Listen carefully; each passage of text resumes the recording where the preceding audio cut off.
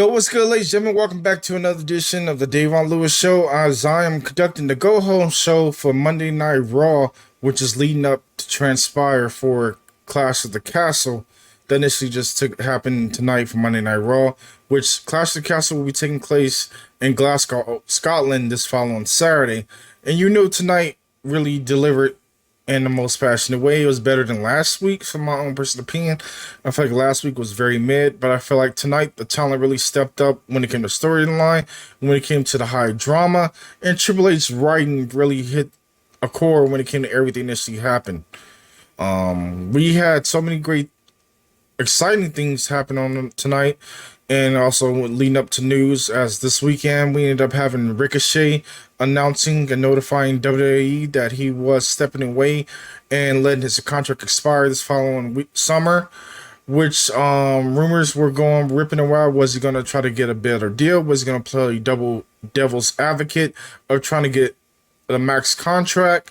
Or was he going to explore his waters when it comes to the independent scene? But initially, people got it right when it came to everything that she had happened tonight. They said tonight was going to be his last showcase on WWE's television, and he was written off this following evening. But tonight's card really was pretty straightforward. It was straight shoots. Everything was pretty chill. Started off with Damian Priest coming out, and with both of them having a one-on-one face-to-face off, and you got your money's worth when it came to them basically shooting jabs at each other, expressing their final statements before the initial clash over at Clash of the Castle this following Saturday for the WWE World Heavyweight Championship. Of course, things hit a core when it came to stipulations being set up, as Finn Balor took on not Damian Priest, but Drew McIntyre, to set up the stipulation. If Drew McIntyre was to win, Judgment Day was going to be banned from ringside.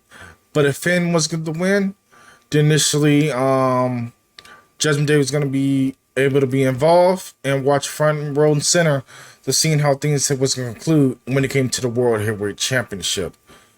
But things initially took a sour note, and we shall see how things initially pick up. Felt like this actual promo earlier opening segment was pretty mid at best, but it was pretty chill for what it was, and I was able to still be invested and still watch it, and it kept me invested for the most part in that actual segment. Then we switch gears into the soap opera drama with Dominic Mysterio and Liv Morgan, as Liv Morgan initially continued to corner Dominic into a corner, and then initially made offerings of basically saying, does he need, instead of someone calling calling somebody mommy, well, how about he has somebody call him daddy when it comes to Liv Morgan? And of course, she had her key to her room, and she initially invited Dominic, but he was like a true G, a true trooper. He stand his ground, and he pretty much didn't respond to it, no reaction whatsoever. And then pretty much after the situation, Liv Morgan leaves, smirks away, and goes from there. But of course, initially, it had continued to build up throughout the night in the clubhouse, as of course he had notified Damian Priest, Carlito, and all the rest of the members about the key card.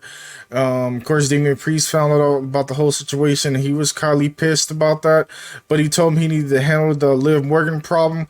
And of course, things really hit a chord when it came to tonight on Monday Night Raw. Then we initially had so many great matches. We started off with the women's match. We had Lyra Valkyria taking on Io Sky. This match was a lot of back and forth, a lot of things you could ask for, but Io Sky ended up picking up the big victory with the Crucifix Driver for the 1-2-3. Afterwards, we initially had a beatdown as Io took her frustrations out and put the beatdown to Lyra, as Damage Control finally got involved after they said, hey, we already won, we can pick up the pieces and we're leaving. But initially they put the beat down to her. But then we had Katana Chance and Kaden Carter come out to make the save. Damage Control initially backed down, and things had transpired from there, as we probably leading up to a feud where Lyra had now having backup when it comes to Damage Control problem. Then when we got ready for the initial next match was Sami Zayn taking on Otis. This match was very decent. Otis was controlling the majority of this match, but initially Chad Gable really was the downfall of Otis. Otis could have won the match if Chad Gable just kept his attitude in check, kind of just play it cool and let Otis do his thing in directing. But he was trying to keep telling Otis, keep splashing him, taking him out. But Otis took his eye off the ball when Chad Gable got on the apron, got distracted, and Sammy took advantage of that by hitting a haluva kick for the initial 1, 2, 3. But then initially after the match, Chad Gable took advantage of the whole situation and put the beat down to Sami Zayn, and initially just smiled and everything like that and gloated as carrying the championship and looking to win the championship this following Saturday. Then we got ready for singles action. We had tag team singles action, which we had Shayna Baszler, Zoe Starks, and Alba Fire, and Isla Dawn going in at it into an initial match. We had Unholy Union taking on Z30. Was it Z630 or whatever their new initial name? I don't know. I actually know the actual tag team name of Shayna Baszler and Zoe Stark. But this match was a crash and burn, but it was okay for the was. We also had the tag team champions at commentary, which we had Jade Cargill and Bianca Belair being involved, and pretty much they were there. But Baszler was able to choke out Alba Fire and put her into the Kafuda clutch chokehold. Initially got the submission victory, leading up into that three-way dance tag team match this following Saturday, as Unholy Union is now losing the momentum when it comes to everything. The ESTs of WWE are doing their thing, but as well, Shayna Baszler and Zoe Starks are now getting the rebound of picking up the victory as they initially got the momentum heading into this following Saturday's pay-per-view PLE. Then we had the match of the night, Bron Breakker taking on Ilya Dragunov. This match was high drama, hard hitting. It was strong as you initially was going to get. And I enjoyed everything about this match. This was a lot of back and forth. It was strong style to the max. But initially, the Mad Dragon fell victim to Bron Breakker, who initially picked up the victory after hitting multiple spears and was able to pick up the victory and display his dominance. It was the situation that happened afterwards was when Ilya was on the outside and Bron Breakker was trying to set up for an all around the world spear, but got caught off by a surprising Ricochet, who hit him with that springboard clothesline and initially took him down for the feat of everything that initially happened in that match, and pretty much hit him to the guardrail, then drop kicked him onto the outside as initially went to a commercial break from there. But things initially took a twist and turn afterwards as Ilya was helped to the back, but then Bron Breakker took advantage of everything when Ricochet and Ilya was distracted. Bron speared Ilya through one of the little carrying cases or whatever, their traveling case. And then he initially went into a brawl with Ricochet. Then initially started off the brawl back and forth, and those two guys went into a true melee. But the highlight of the night was when Bron Breakker initially lawn darted Ricochet into the rope, into one of the trailers, but then also took advantage of a prone Ricochet and power slammed him through the actual car that was next to the trailer, and initially writing off Ricochet from WWE television. We don't know the conclusion of where Ricochet is going to end up being, if he's going to try to play devil's advocate and try to basically negotiate between multiple companies to get the max deal and then see where he'll initially want to end up. But of course, the sour note part happened afterwards, where Ricochet was lifted into an ambulance and everything like that. Samantha Irvin, who is the daily Raw announcer for Monday Night Raw, initially was heartbroken because that's her fiance, and she initially took the ride with him when it came to everything that had transpired.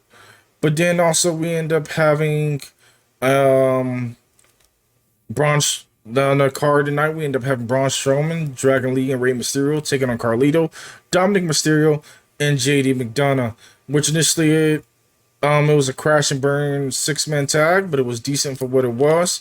But you got your money's worth when it came to everything initially had happened, as Liv Morgan got involved and caused Judgment Day's downfall as they initially lost the match. But the sweet mote was when when Liv was on the apron, Zelina Vega attacked Liv Morgan and initially had Liv Morgan catapulted right into Dominic Mysterio's lap, and pretty much they had a stare down and a smile off. It wasn't a PG moment, but it was chill for what it was. But Zelina wasn't having it. She was a hot tamale straight from the get go. She ended up grabbing Liv Morgan's hair and put the beat down directly to her, and you knew you was gonna get your money's worth when it came to those two ladies going back and forth. So initially, we might be having something with those two ladies in the near future, maybe most likely at Money in the Bank, which I look forward to seeing those two ladies transpired and go from there. But you know, you was gonna get your money's worth when it came to the drama that continues to be transpired when it comes to Dominic Mysterio. Where do you see him standing in all this whole situation? Which Judgment Day told me, you need to fix the situation because mommy's not going to be happy. And he says he know mommy's not going to be happy at all when it comes to the whole situation. Then we got ready for the main event tonight, which was Drew McIntyre taking on Finn Balor. This was a lot of back and forth. Judgment Day tried to implement the self get involved. Even Damian Priest came down, but initially the Finn Balor fell short as he initially was beaten with a claymore for a 1, 2, 3, and was taken out of the situation.